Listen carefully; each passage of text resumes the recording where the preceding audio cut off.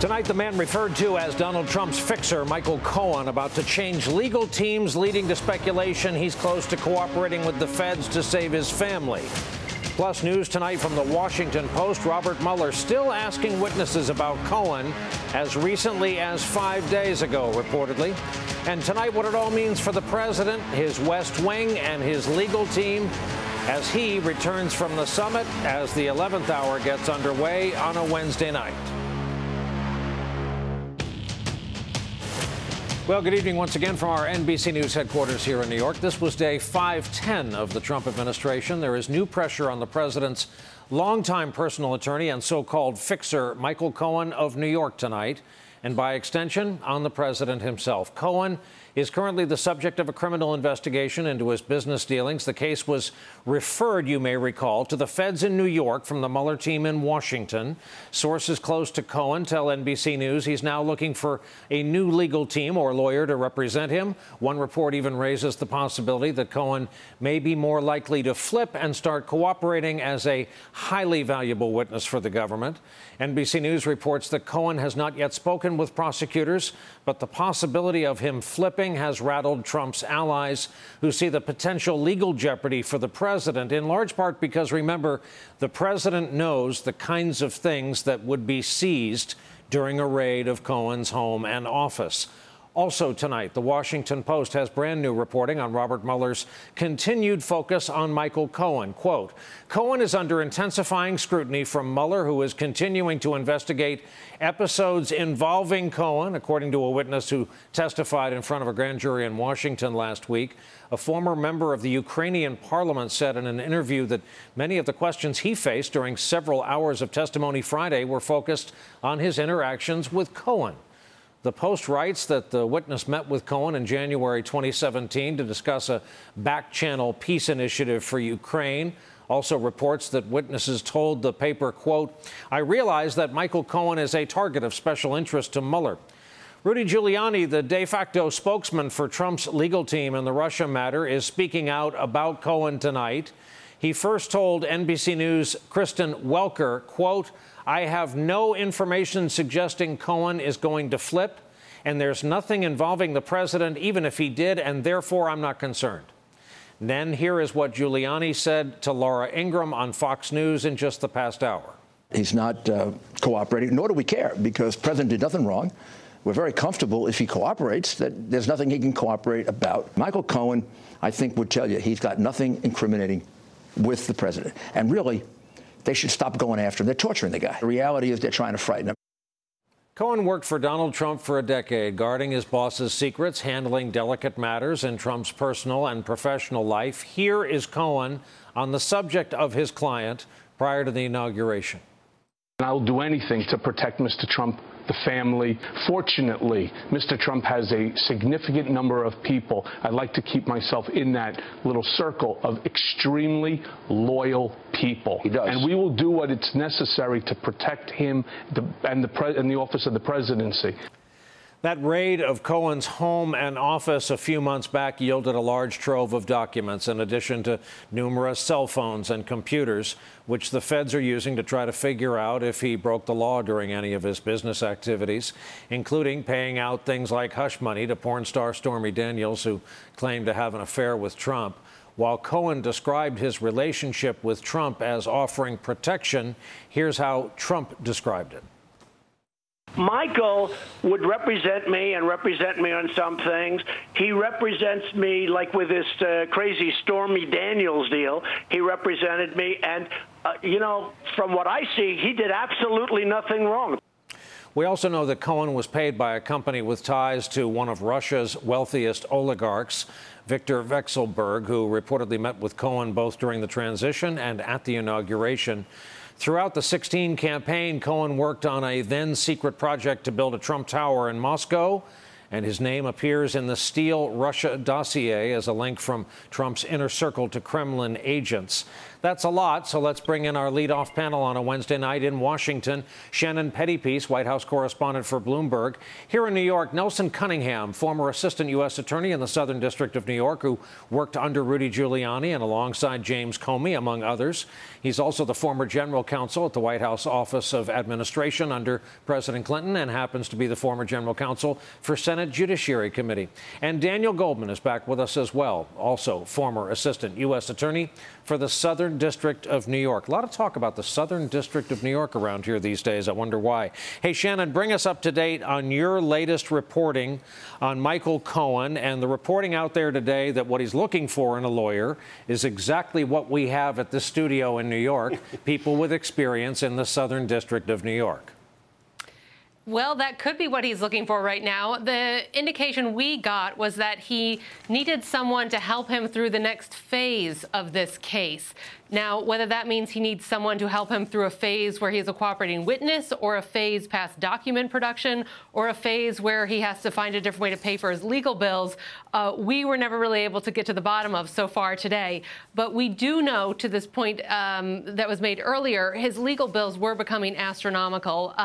He had 15 lawyers, 2 data specialists, a team of paralegals and associates working around the clock, sleeping on couches, trying to review all these documents. Actually, one associate had to be sent home because he developed a hand tremor. So that is the type of legal might that we're talking about here. It's not the tens or hundreds of thousands. This could be something that reaches in well above $1 million. So the idea and this issue of him paying for his legal bills is a real concern. Whether that had anything to do with the switch in lawyers or not, it's an issue that's out there. And one can only imagine the hourly rate while the meter is running that we're talking about here. Daniel, I'm going to read, I received questions from a nice man, a lawyer named Rob here in New York City, and you're the perfect man to answer this. Would you please consider asking your guests whether this might be a ploy to simply delay the case as new lawyers are afforded time to be identified and get up to speed? Second question, how many times can a client replace their attorney and for what reasons?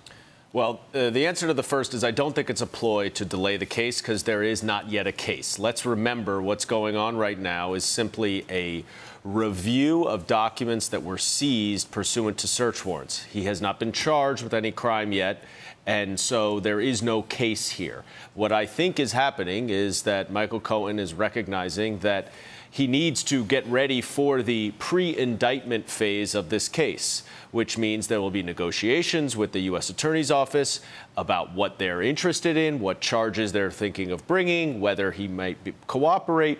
All of these things are things that the lawyers have, the prosecutors and the defense lawyers. And my guess is that Michael Cohen is readying himself to get past this document review, which did not reveal very many privileged documents to this point, and there's still a lot that remain to be searched. But he's starting to get ready for the big time, which is what actually happens with the case and whether he is charged. Nelson, is there anything unusual thus far in all your experience as you listen to us recite the details of this case? Is it unusual he hasn't met with the feds? Anything unusual yet? Well, first of all, we don't know for a fact whether he has met with the feds. Mueller's team, of course, has been very quiet. The Southern District of New York, which is handling the other part of the case, is also being very quiet here. We simply don't know. Every criminal case, 7/8 of it are underwater, like an iceberg. We only see the tip that's above the water. It is unusual at this moment that Cohen would be looking to change lawyers. Perhaps it's the money, as many of us suspect. But don't forget, until now, the Trump campaign was paying Cohen's legal bills. We learned from campaign finance documents released a couple of months ago that the Trump campaign paid $228,000 toward Michael Cohen's legal bills for October to January. And we'll learn in a couple of weeks when they put out their next campaign finance filings how much more they will have paid for Cohen's legal work. Maybe they're fed up with paying it. Maybe Trump has cut them off. That would lead to that could lead to the sort of break that we may be seeing today. And there's this reporting from the Times just before we came on the air. The Trump family has been paying for the time-consuming and enormously expensive process of reviewing the voluminous materials seized in the raids, according to people familiar with the case. Recently, however, a dispute has erupted over the amount that Mr. Cohen's lawyers want to charge the Trump family enterprises for the review, that hourly rate again, which the lawyers have said they are running with a large team of associates, which Shannon mentioned. The disagreement could serve to further isolate Mr. Cohen from Mr. Trump, a risky move for the president. This is from a piece tonight in the New York Times. Now, Daniel, one more thing. Is it just coincidence that the decision to change counsel comes at the end of this kind of late-term discovery process where Cohen now realizes everything that was seized in the raid? His client, the president, has a pretty darn good idea of what was sitting in his lawyer's office this whole time, and now the feds know everything that was seized. Well, and don't forget, the president and all of the Trump Organization members also know what they did. Forget about what the documents were. But if Michael Cohen were to cooperate, he not only would be providing documents, but he'd be providing very valuable testimony. It could, look, there's a lot we don't know, and I wish I could tell you. I wish I could tell you, oh, it's X, Y, or Z. The fact of the matter is, I was surprised that he wouldn't have gotten a former Southern District of New York prosecutor to defend him once these searches occurred. At that point. Yeah. Yeah, but, I disagree with Daniel here on this. Okay. Maybe because I was a lawyer here in New York at the U.S. Attorney's Office, but I've also practiced down in Washington for the last 24 years in the Washington world. And for Washington, you need a different kind of lawyer than you need for a Southern District of New York criminal lawyer.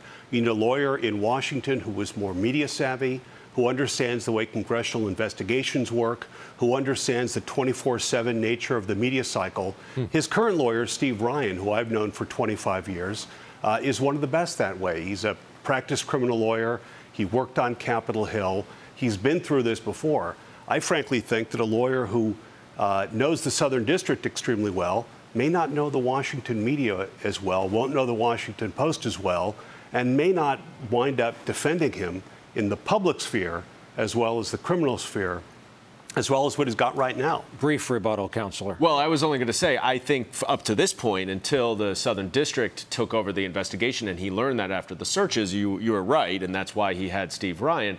I think once things, from my experience in the past 10 years, when I was doing white-collar cases, almost every single defense counsel that I dealt with came from that office. And there's a reason for it. The different offices are particularized, as Nelson's saying. So I think we don't actually disagree that much, Nelson. Okay. Well, to the always agreeable and Shannon, we just want to let you know we haven't forgotten about you, and now you get to take on the Mueller tranche of this. We have a report that Mueller is still asking Cohen-specific questions. And also, Shannon, we have whatever your reporting is on the status of the potential Mueller-Trump sit-down. Yes, this issue of an interview is about to come to a head. Our reporting indicates that Mueller's office wants to wrap this up. This question about whether or not the president's going to sit for an interview, the president's lawyers, Rudy Giuliani, has indicated he wants to wrap this question up too. They've been putting it to the back burner because the president was focused on this Singapore trip. But with wheels down this morning from Singapore, the next big issue on this president's plate is going to be whether or not he sits for an interview with Mueller. And the indications we get from current and former Justice Department officials and from the president's lawyers is that we could be on a collision course to a subpoena and a Supreme Court battle. There is a very good chance that Mueller will issue a subpoena if the president does not voluntarily sit for an interview. The president's lawyers have indicated they do not think he should have to comply with a subpoena, and so then it goes to the courts. It will go to the D.C. court and likely make its way all the way to the Supreme Court. So this could be a very big battle that could go on over months potentially and be another cloud hanging over this presidency. In addition to this investigation, this question about whether or not the president will even sit down for an interview with Mueller. And I noted that Rudy Giuliani slipped in a mention of a possible subpoena with Laura Ingraham, who herself is a very good lawyer. Nelson, you were nodding yes. Well, I wondered about this question of a presidential subpoena, and so Last month, I sat down and took a look at the legal precedent. I wrote a piece in Politico that appeared last month. We saw that. And the Supreme Court cases actually leave very little doubt that the president must comply with the criminal subpoena. In U.S. versus Nixon, back the Watergate era precedent, the Supreme Court unanimously said that Richard Nixon had to provide documents in response to his criminal subpoena from a grand jury in Washington, D.C. He had no ability to avoid that.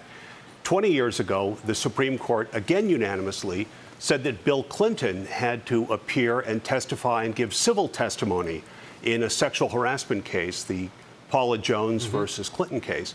Now, if you put those two cases together, one case that says a president must give civil testimony and another that says that a president must reply to a criminal subpoena for documents, I find little doubt that the Supreme Court looking at this would swiftly conclude that any judge looking at this would swiftly conclude that the president must testify if handed a subpoena. Daniel, last word. If you were a betting lawyer, should Paul Manafort, as the feds like to say, bring a toothbrush to court for his Friday appearance, do you think his bail will be revoked? Yes.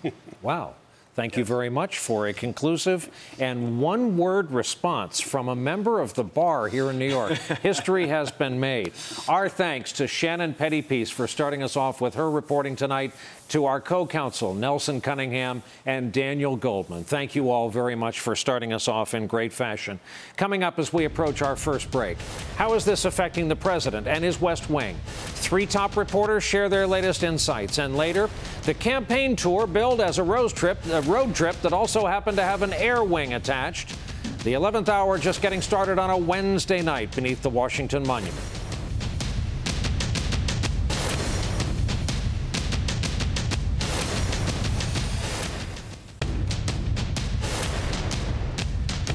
Welcome back. As we've reported, President Trump's longtime attorney Michael Cohen is expected to part ways with his current lawyers and hire a new lawyer or legal team to handle the ongoing federal investigation into his business dealings. NBC News reports that Cohen hasn't yet spoken to federal prosecutors involved in the inquiry, nor is that unusual, despite some of the speculation you heard from one of our co-counsel in our first segment. But some say today's news is a sign that Cohen may indeed cooperate in the future. Meanwhile, the White House is closely watching how Cohen's situation plays out.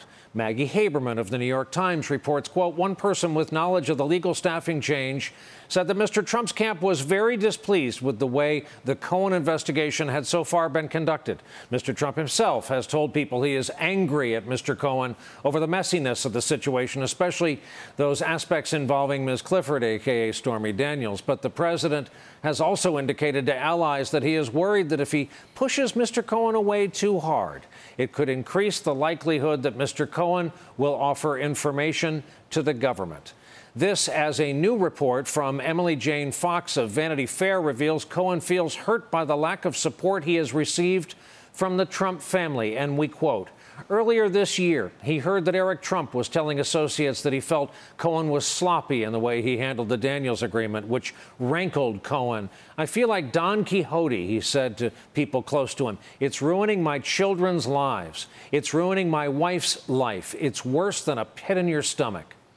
Interesting place to start our discussion, and here with us to do that, John Heilman, MSNBC national affairs analyst, also happens to be co-author of Game Change and Double Down, as well as co-host of The Circus on Showtime in his spare time. Jonathan Lemire, White House reporter for the Associated Press, and Ashley Parker, Pulitzer Prize-winning White House reporter for The Washington Post. Ashley, you're a stylist among stylists here. I'd like to begin with you. Michael Cohen had a vision of life far different from the life he is having in New York right now. Living in a hotel because a pipe in his Trump apartment building burst. Everyone now knows where to stake him out and wait to try to see him as he gets into any number of cabs and Lyfts and Ubers to go about his business. This is a guy who thought he might be White House counsel. What are you hearing on the other end from people in the West Wing about the plight, the life, and potentially the future of Mr. Cohen? So on the one hand, people inside the White House are not particularly sympathetic to him. There's a reason that his life has turned out very differently than he envisioned it, and sort of almost since the campaign, it's been a series of disappointments. He expected a huge role on the campaign. He didn't have that. He was sort of shunted off to an office in Trump Tower, but not really officially part of the campaign. As you mentioned, he expected to come to Washington with the president, be White House counsel, and he was blocked. He was blocked by some of the president's family and a number of people who knew him quite well from the campaign. And now this, and there's a reason he was blocked, because people on the campaign knew, and people in the president's orbit knew, that when there was a sensitive issue or a sensitive discussion that they didn't even like talking about, someone would come in and say, "That's okay, Michael Cohen will handle it." That said, there is a lot of unease within this White House about him, and there's a sense as the Mueller probe unfurls that basically people believe in the president's orbit that he will not be guilty of collusion or conspiracy, but it's sort of these other tangential things that worry them.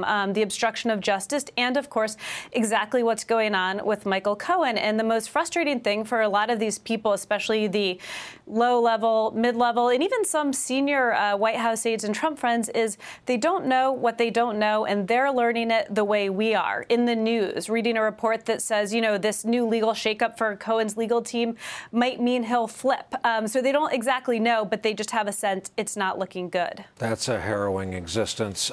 Jonathan Lemire, you know the harrowing and exquisite telephonic sleigh ride thrill of a phone call with Rudy Giuliani. You engage in those periodically. Based on your latest, what is his thinking, does it seem to be, about Mr. Cohen? Also, while we're at it, the possibility of this Mueller interview. I think it's two things. Giuliani, in my last conversation with him, akin to what he said tonight in those video clips you played, sure is projecting confidence. The idea that we don't believe that Cohen will start cooperating with the federal prosecutor. Even if he does, we're not worried about it because the president has not done anything wrong. Behind the scenes, people close to the president, some senior aides in the White House, as well as his extended orbit of influential figures in Trump world, are very nervous about this. They feel that the idea that Cohen, who has worked for Trump for so long, who knows so much, who knows where those bodies are buried, could end up cooperating is something that concerns them deeply. As Ashley just said, there's also this fear of the unknown. Since those raids in his office and hotel room, they're not sure what was seized. They're not sure what could be in there, what could be incriminating. They feel that, and they also realize that there could be potentially, whether it be payments to the Stormy Daniels situation or other sort of business dealings, those are things where the president could be very vulnerable as this investigation ramps up. As far as the Mueller interview goes, let's remember, Giuliani publicly said a few weeks ago that they would start having conversations about whether or not they would have that interview once the North Korea summit was over. Well, as of 24 hours or so ago, that summit is over. The Giuliani and the rest of the legal team are supposed to convene shortly to have more discussions as to whether they want to have this interview, but every signal they're sending lately has been making it harder and harder for Mueller's team to clear the bar that would make them want Trump to sit down. At the moment, I think it would have to be considered unlikely. John Heilemann, veteran journalist and political psychology enthusiast.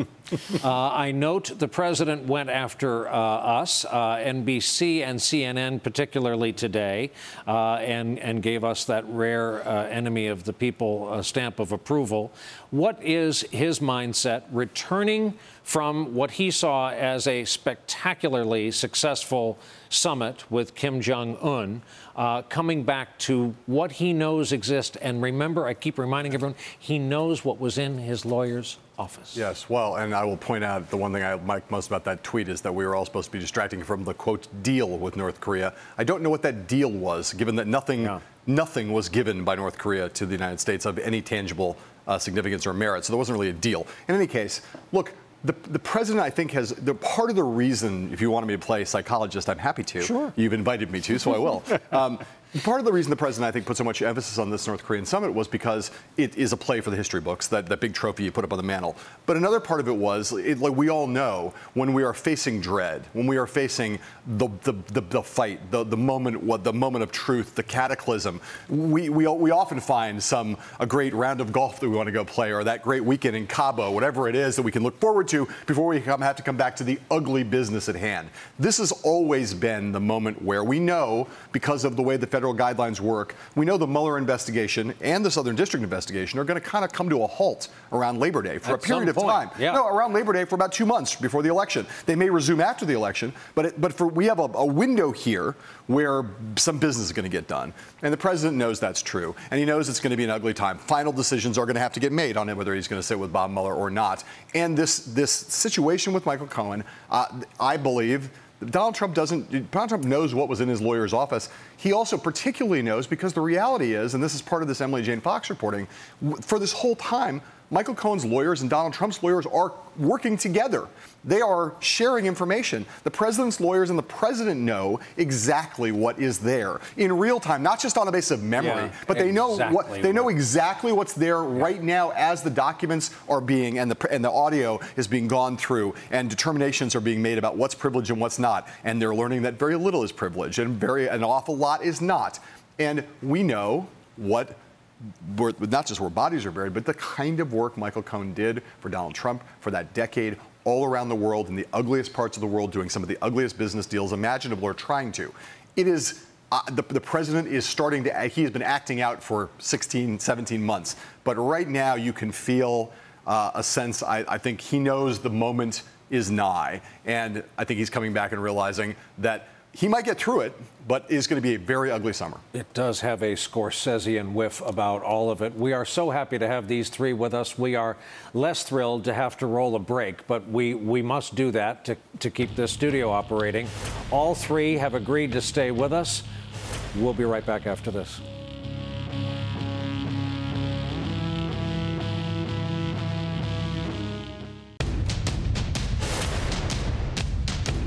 Republican Congressman Mark Sanford, who was upset last night in his primary, says his past criticisms of President Trump led to his loss. The former South Carolina governor told the Washington Post this morning that a last-minute tweet from the president endorsing his opponent, and by last minute we mean something like 4 hours before the polls closed, is exactly why more members of the GOP don't speak out against Trump. Quote, "They don't want the tweet that I got last night. There's no motivation like self-motivation."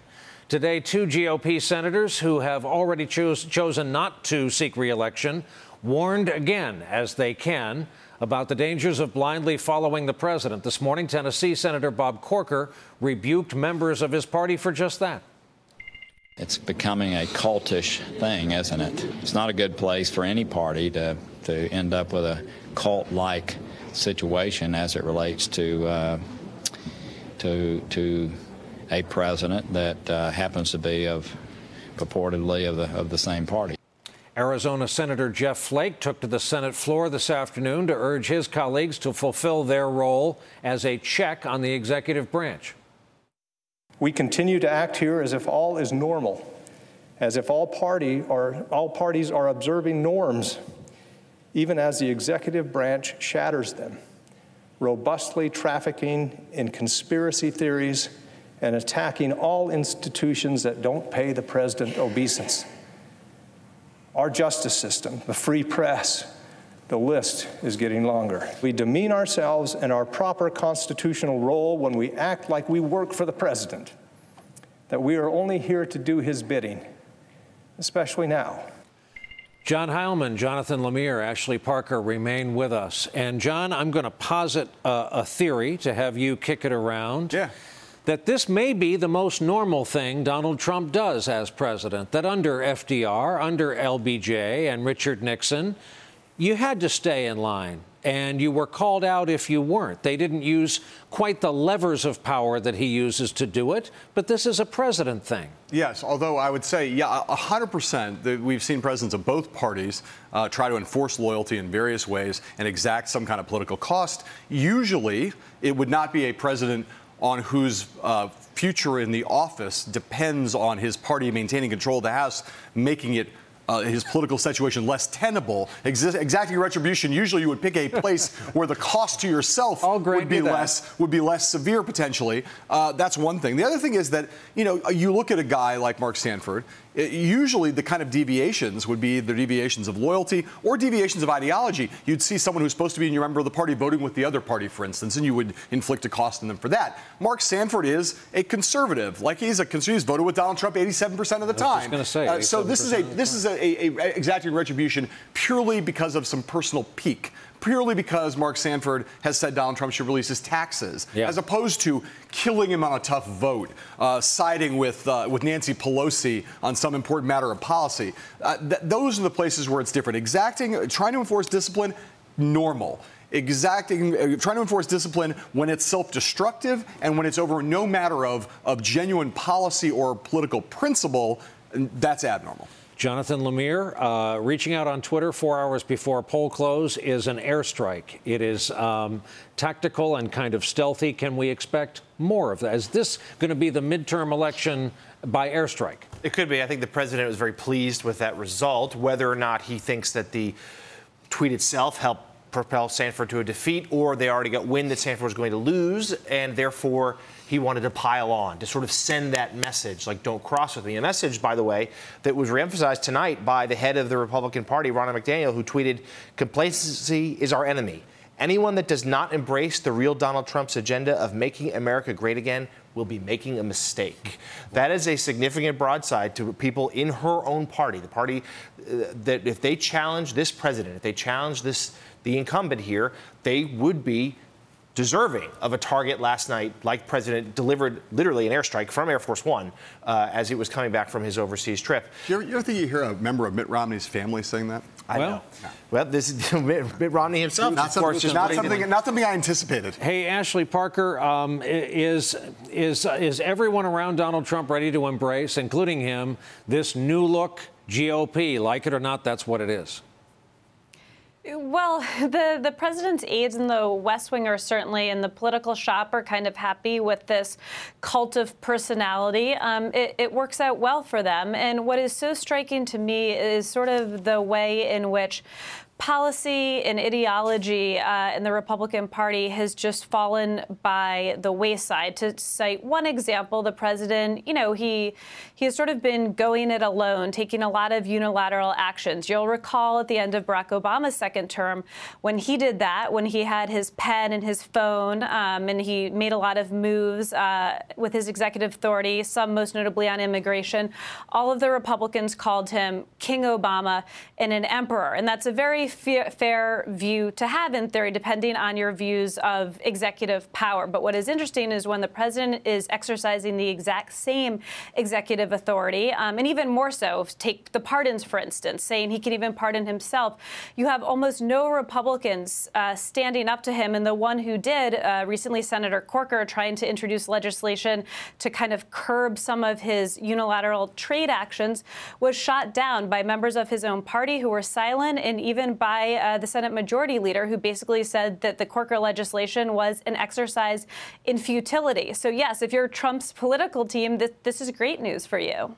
Three journalists whose work we pay attention to: John Heilemann, Jonathan Lemire, Ashley Parker.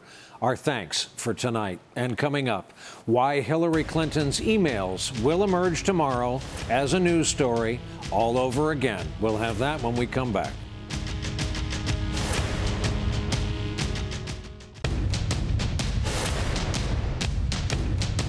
New topic. We are just hours away from the release of a highly anticipated report from the Inspector General at the Department of Justice.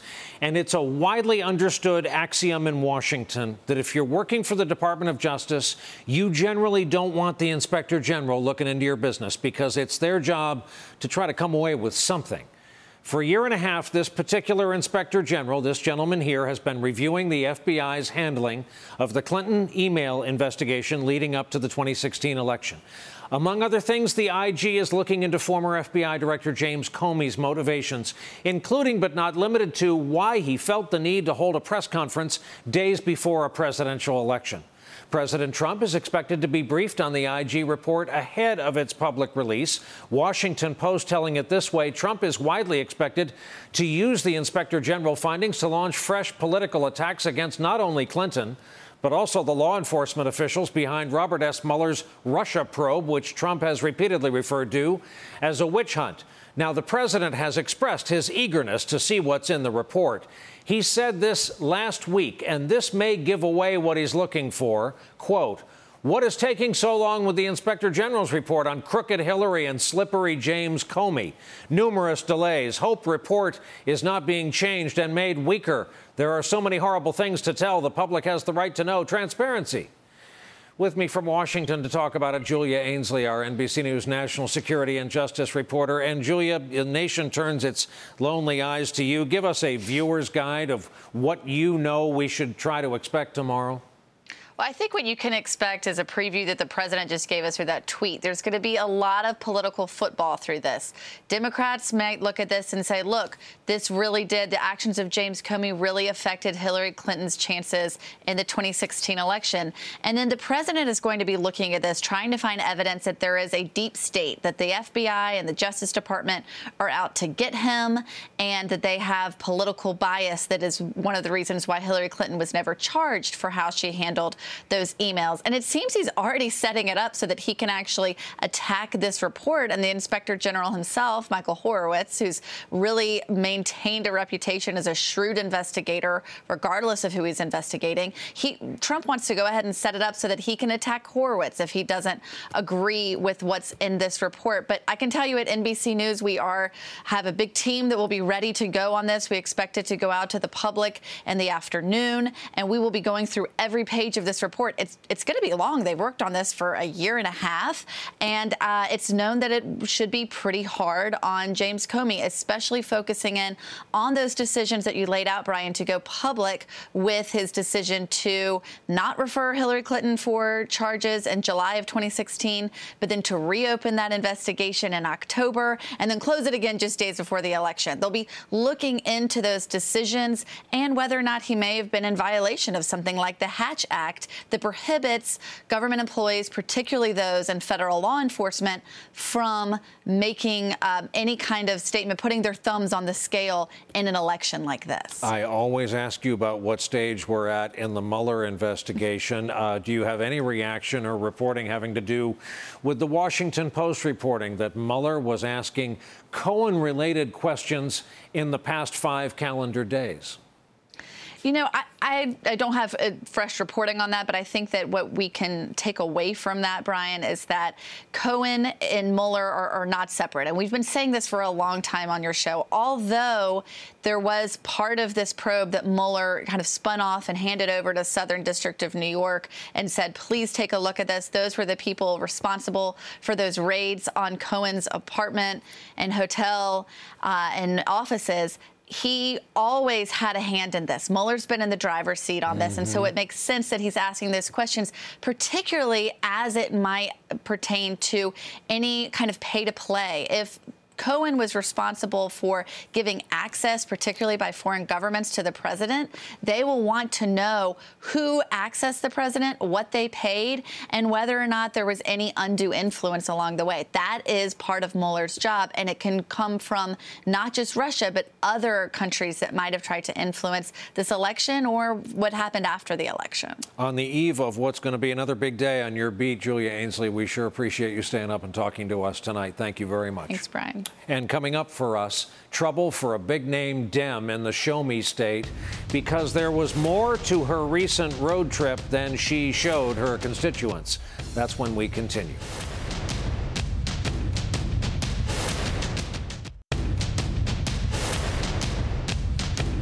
A few weeks back, Missouri Democratic Senator Claire McCaskill kicked off a 3-day campaign tour in her home state. The plan was to travel around in this RV that they dubbed Big Blue to meet with veterans around the state. The only problem, according to the reporting of the Washington Free Beacon, was that Big Blue wasn't the only mode of transportation on the trip.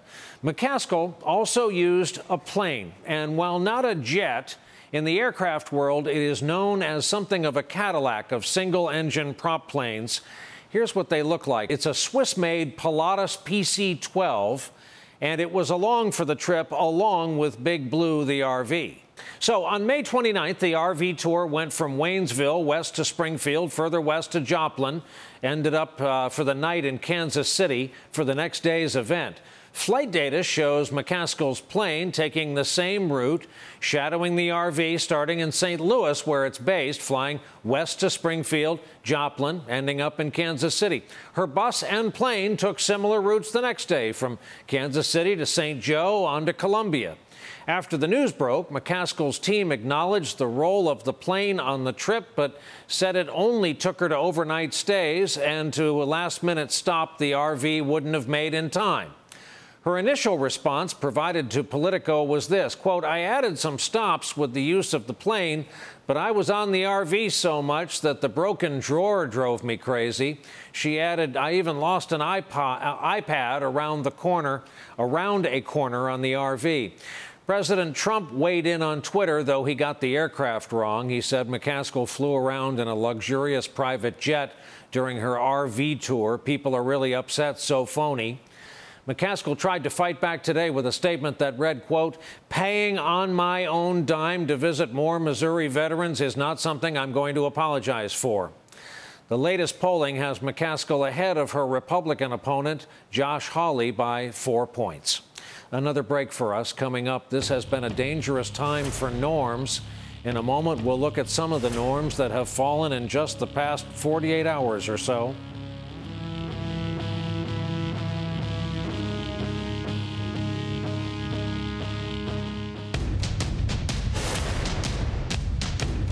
You see the handshake there. Last thing before we go tonight, ending the annual joint military exercises on the Korean Peninsula has long been on North Korea's wish list. For years, they have called the exercises provocative. Now, our president is calling his own exercises provocative and says he will end them. Another big wish on North Koreans' wish list has been to get U.S. troops out of South Korea. And now the president seems to agree with that, too. Is the military drawing down in South Korea? You kind of hinted at that. And is there going to be this kind of tit for tat? No, it's not drawing down at all. In fact, honestly, it was never discussed. I'm sure he'd like that. It was never on the table. With that being understood and you know, you ask me a question like that, I would love to get the military out as soon as we can, because it costs a lot of money, and a lot of money for us. We don't get paid fully for that military, which, you know, I'll be talking to South Korea about. Just a reminder here, tonight there are about 28,000 Americans stationed in South Korea. American troops have maintained a presence there since the ceasefire in the war we fought there. A deployment to Korea has been part of the U.S. military experience for hundreds of thousands, if not millions, of American vets, and their presence gets a lot of the credit for keeping the peace over the years. This makes for a lot of change in the course of just the last few days. That includes hearing an American president go out of his way to compliment the world's most brutal dictator using human terms, not unlike the way you describe a young CEO. When you take over a country with tough people, and you take it over from your father, I don't care who you are, what you are, how much of an advantage you have. If you can do that at 27 years old, I mean, that's 1 in 10,000 that could do that. So he's a very smart guy. He's a great negotiator. But I think we understand each other. But he's still done some really bad things. Yeah, but so have a lot of other people done some really bad things. I mean, I could go through a lot of nations where a lot of bad things were done. What surprised you today about Kim Jong-un? Really, he's got a great personality. He's a, funny guy. He's a very smart guy. He's a great negotiator. He loves his people. Not that I'm surprised by that, but he loves his people. And I think that we have the start of an amazing deal. But you've starved them. He's been brutal to them. He still loves his people? Look, he's doing what he's seen done. I mean, if you look at it, but I really have to go by today and by yesterday and by a couple of weeks ago, because that's really when this whole thing started. Again, just a portion of the change we have witnessed take place in about the space of a couple days. That is our broadcast for this Wednesday night. Thank you so very much for being here with us, and good night from NBC News headquarters in New York.